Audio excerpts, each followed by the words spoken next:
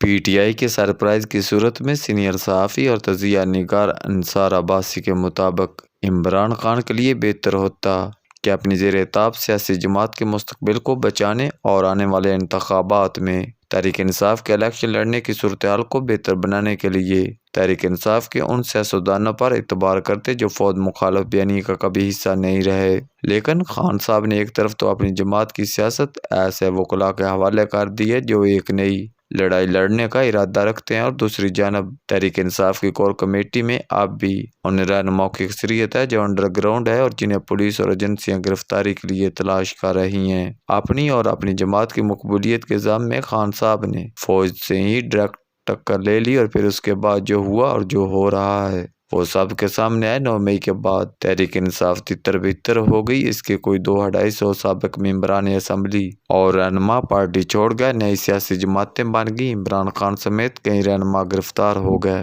اور کئی under ground چلے گئے، انتخابات کی تاریخ دے دی گئی۔ لیکن تحریک انصاف کے لیے گھیرا تنگ ہی ہے، اور آثار جو نظر آ رہے ہیں ان کے مطابق یہ گھیرا تنگ ہی رہے گا۔ تحریک انصاف کو اب بھی یقین ہے کہ اگر بلے کے نشان پر اس کو انتخابات لڑنے کی اجازت دی جاتی ہے تو چاہے عمران خان جیل میں ہوں یا نائل بھی کر دیے جائیں تو انتخابات میں وہی جیتیں گے۔ حال ہی میں میری گزشتہ پی ڈی ایم حکومت کے دوران اس وقت کے اپوزیشن لیڈر راجہ ریاض سے بات ہوئی۔ راجہ ریاض کے بارے میں تاثر ہے کہ وہ مقتدرہ حلقوں کے قریب ہیں، اور یہی وجہ تھی کہ ان کی طرف سے موجودہ نگران وزیر اعظم کا نام بھی سامنے آیا، اور پی ڈی ایم حکومت کے وزیر اعظم شہباز شریف نے اسے فوراً قبول بھی کر لیا۔ چند ہفتے قبل راجہ ریاض نے وسط فروری میں الیکشن ہونے کی پیشین گوئی کے ساتھ ساتھ یہ بھی کہا تھا کہ انتخابات کے دوران عمران خان جیل میں ہی ہوں گے اور بیل پیپر پر بلے کا نشان بھی نہیں ہوگا۔ اب جب میری راجہ ریاض صاحب سے بات ہوئی تو کہنے لگے کہ صورتحال کچھ تبدیل ہو گئی ہے۔ ان کا کہنا تھا کہ بلے کا نشان بیلٹ پیپر پر ہوگا، لیکن تحریک انصاف کے جو لوگ الیکشن لڑیں گے ان کی بڑی اکثریت میں نئے چہرے ہوں گے، یعنی ان کے پاس الیکشن لڑنے کا تجربہ نہیں ہوگا، ان کے پاس الیکشن مہم کے لیے وقت بھی کم ہوگا،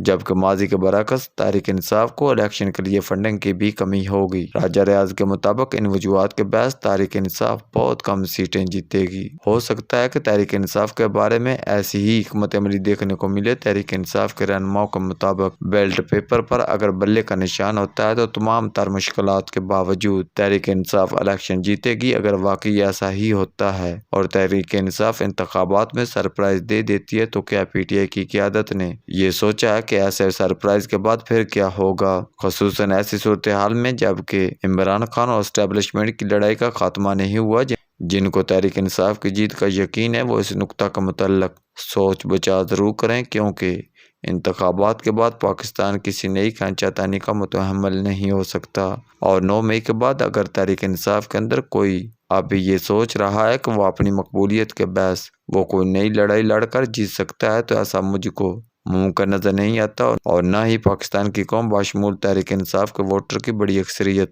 اپنی ہی فوج کے ساتھ لڑنے کے لیے تیار ہے۔ یاد رہے کہ گزشتہ جولائی میں کیے گئے ایک سروے کے مطابق پاک فوج کی بحثیت ادارہ مقبولیت 88% تھی۔ یہ وہی سروے ہے جس میں عمران خان کو سیاستدان میں سب سے زیادہ مقبول دکھایا گیا تھا۔